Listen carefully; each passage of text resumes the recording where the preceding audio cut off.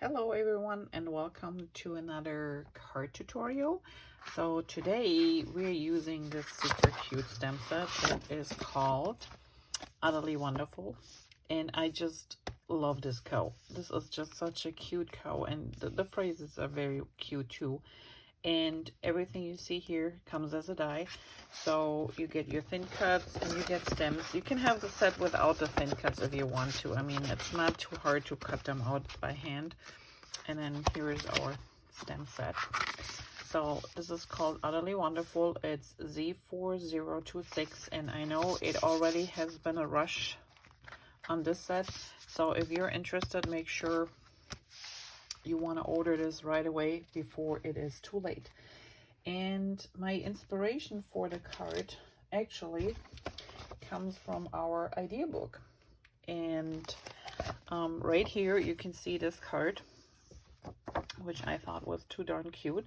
And if you're not familiar with Close to My Heart idea books, so our books come every 2 months. This one is the February one, and it gives you some ideas of cards, little tags, scrapbooking layouts, and you're more than welcome to copy those, or you know, take your inspiration from them, put them to use to your own good, depending on what pictures you have and what your occasions are. So there's a ton in here, but we're gonna do something similar to this one. And this is the card, how it will look like at the end. So this is what we're gonna do. The inside is stamped with "You are utterly wonderful" and then "Happy birthday." So in this case I used our espresso ink, and this is sorbet. Sorbet is no longer available, but you could use nectarine as or papaya, for example, of the current colors. So when you get your sets, everything is included. I already cut out the little milk and bucket. So the bucket is stamped on actually one of our wood grain papers, and then the milk cartridge is just on a plain white cardstock. So here we heard "It's your birthday." I had a little boo-boo with my Cricut, so I have a little piece missing of that circle, but this will disappear behind the other, so we just pretend it's a full one. If you get the set, yours are okay. And then we have our holly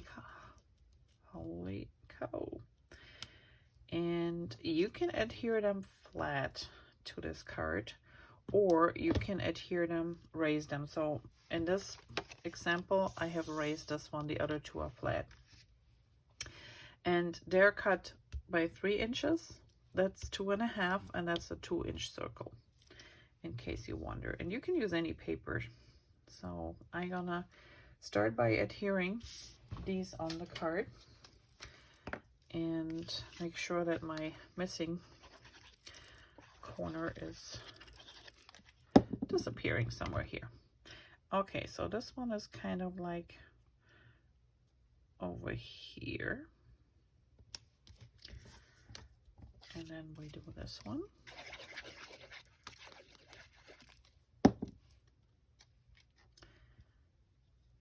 And this one's gonna go kind of here, and then this one. And I will not have you watch me do all the faux stitching. Actually, I do this after the fact. So you want to do your faux stitching around the circles right now. As you can see here, I will do this at the end, so you don't have to watch me doing all the stitches. Okay. And I'm just gonna put a couple of these on here.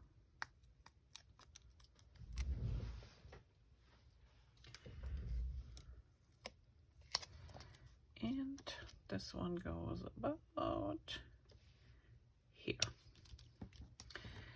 Now the bucket you want to put over here. Here you see the back side is also wood grain paper, so it's from the wood grain set. It's a great paper pack to have. I'll put this here. our little milk carton. Here is raised.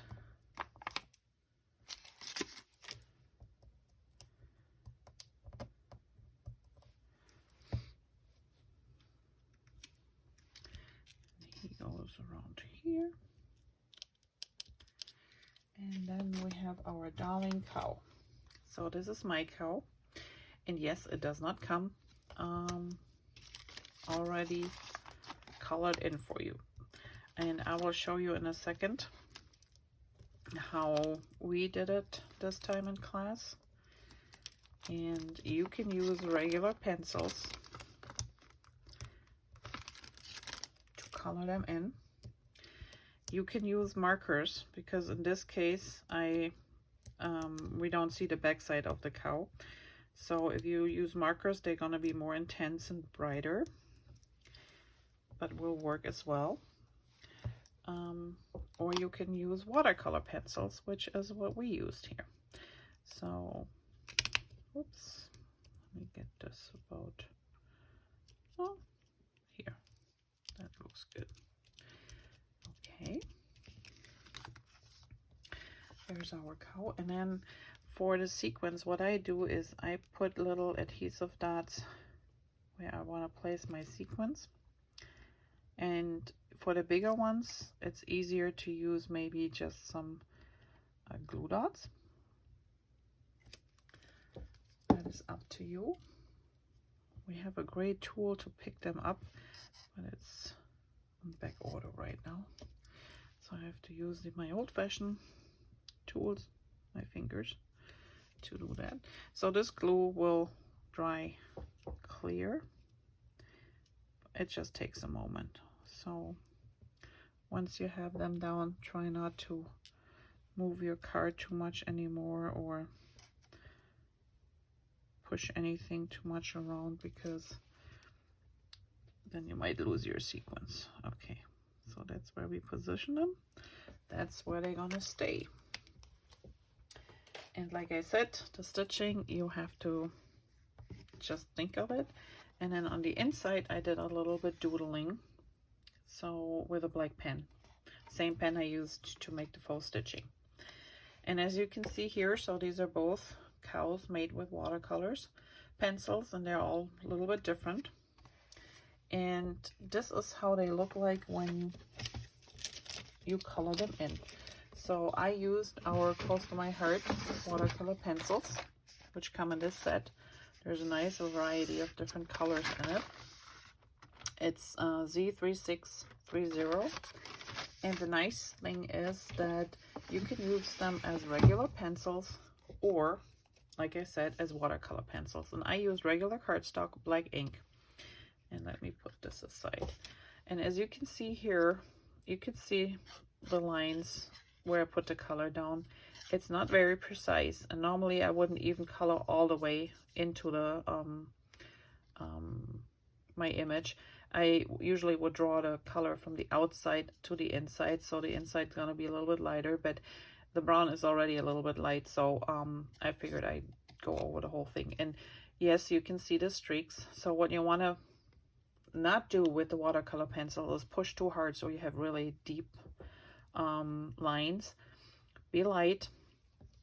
And then I use one of those water tank brushes, and this one has water in it, but it's brand new. Over time they leak, and they all do, doesn't matter which company you have. So what I like to do is I like to make sure that I have the tiniest bit of water, and when I go over my image, I do not want to go constantly over again and again, because that will at one point dissolve your black outline, and it's just going to be a muddy mess. So I have a jar of water usually that I just dip my brush in. And then let's start here with the flowers. I really quickly, I try to avoid not to get the black lines. And it doesn't have to be precise. You don't have to get each and everything, just a little bit. And I hope you can see. So let's do the green here. And the best tool is the back of my hand or my thumb here. To wipe off my brush and then go into the next color. Sometimes you have to clean your brush a little bit or use paper, but this usually takes care of it. Plus I could feel how much water is on the brush, and there's, as you can, I hope you can see, there's not much water in here. So let's start by the ears. So here you can see how quickly the color activates when you put water to it. And what I like to do is, like over the black here where we stamped, I really just, not precisely, I just go over it, smush it around. There you go. Now we have the lines of the nose here. And then I just go really quickly over her face. And all these lines that we had before disappear. Like I said, try to stay away from the black lines and just quickly activate it. This is not a precise thing to do. You're not coloring in like really every little bit. So the snout, you can see it's a little bit darker in the middle. So what I like to do is just go over this and then just pull it out a little bit more to the side, and that's it. Same here.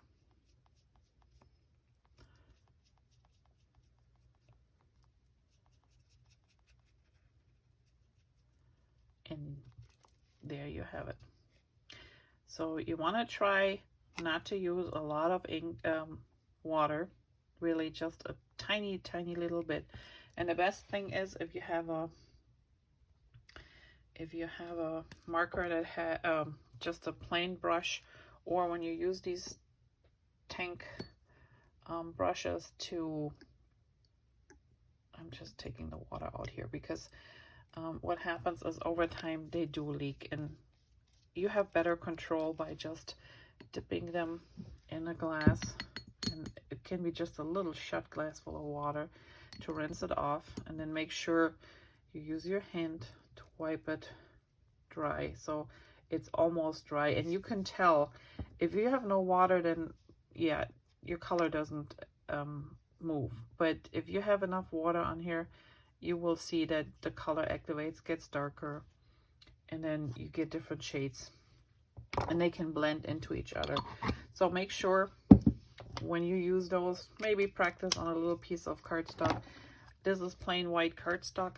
Black ink or regular black ink, if you use the intense black ink, that let it dry, that will hold even better up to it. But I just like those. And again, here we have both samples. One is a little bit lighter, one is a little bit darker. Well, I hope you enjoyed this little tutorial. And like I said, this card is pretty much the same one with a few little changes than that is in the catalog. So mine just uses a different paper in the background. This cover is a little bit lighter. This one is a little bit darker. And then I didn't use the white pen, which you could do here. So, and I used gold sequins instead of silver. So just a few changes. But overall, this was my inspiration. And if you're not sure what to do with the stem set, start with the one that is in the catalog and just duplicate it. I hope you enjoyed this stem set. Make sure you order it before it's gone. Utterly Wonderful. It's just a darn cute cow, and there will be more cards to come with that one too. Okay, have a great day. Bye-bye.